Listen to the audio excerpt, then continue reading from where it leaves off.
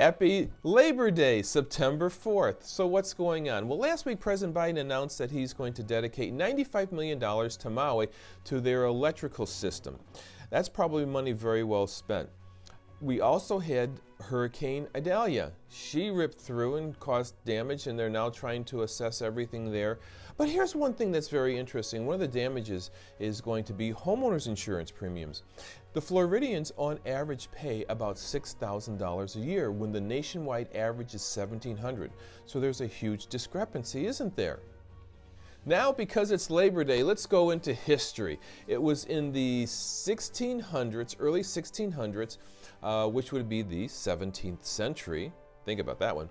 A man by the name of John Smith. He was an English explorer, but he was also the governor of a place called Jamestown. Remember your history?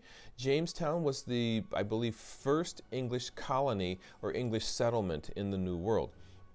And he famously said, if you don't work, you don't eat.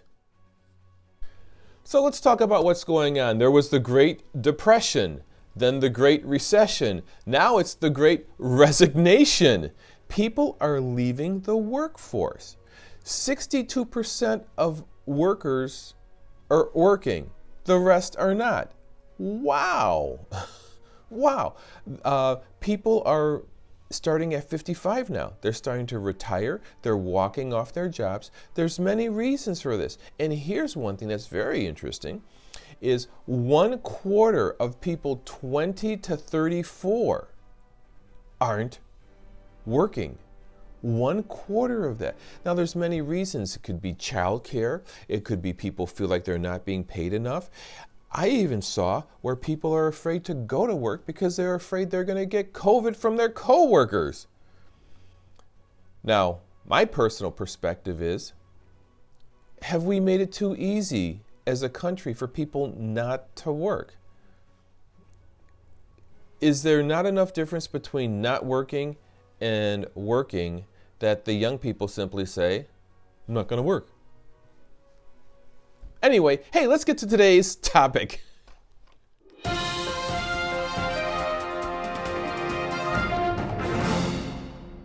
Yeah, so that was just my perspective on things. In any case, we're going to talk about life insurance, various types of life insurance. There's 3 types that I want to focus in on here today. Number 1 is term insurance. Term insurance is really, think of it like the difference between renting your home and buying your home. And there's various types of term policies. There's annually renewable term, decreasing term, then there's a stated term. It can be 10 years, 20 years, or 30 years. That's term insurance. And at the end of the term, you have nothing. But term insurance is very, very cheap for a lot of people. Then there's number 2, whole life insurance. Whole life insurance can be more expensive. It is buying. At some point in time, you can probably pay off your policy and keep the insurance the rest of your life. Whole life insurance can answer 3 questions. 1, what happens if I die? 2, what happens if I live? 3, what happens if I become disabled? If you become disabled, a lot of these policies can be what we call self-completing. And the 3rd type of life insurance is universal life.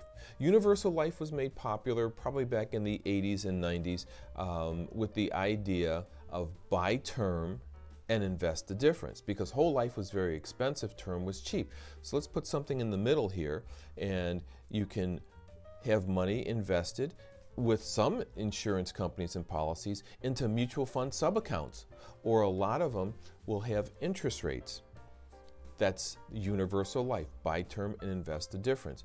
You know, I'm just thinking at some point in time I should just probably do a complete video specifically on universal life, because a lot of people who have these products now, in fact that'll be next week, a lot of people who have these universal life products find themselves in trouble.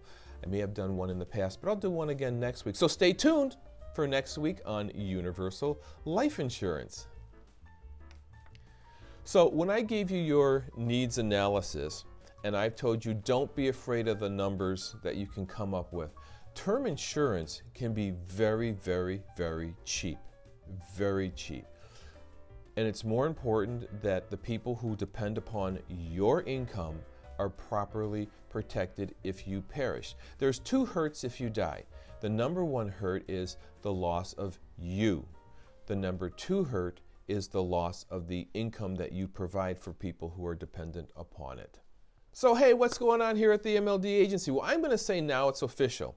Through the software we've been given, we have been allowed to, when appropriate and with your permission and understanding, terminate policies because you've gone on to Medicare or you've picked up insurance through a newly married spouse or through an employer.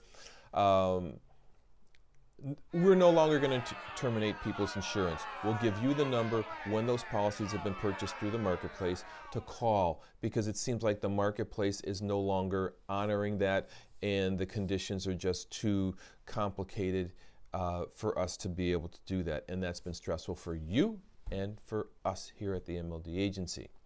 The other thing that's going on here is last week we worked with a group for new group health insurance, renewed a group, and 3 people who are actually transitioning from the workforce after 40-45 years of working.